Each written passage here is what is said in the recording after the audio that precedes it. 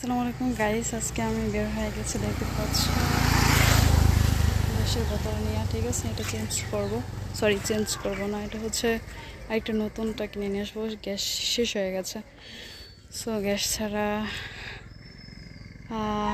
ভালো লাগে না।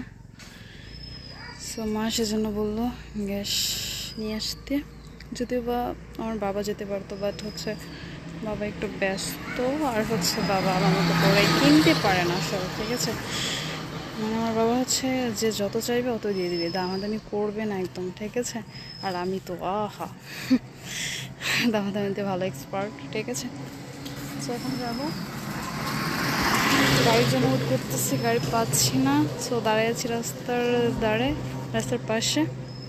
সো গাড়ি আসুক, দেন চলে যাবো। ওকে, সো আল্লাহ হাফেজ, সবাই ভালো থাকো।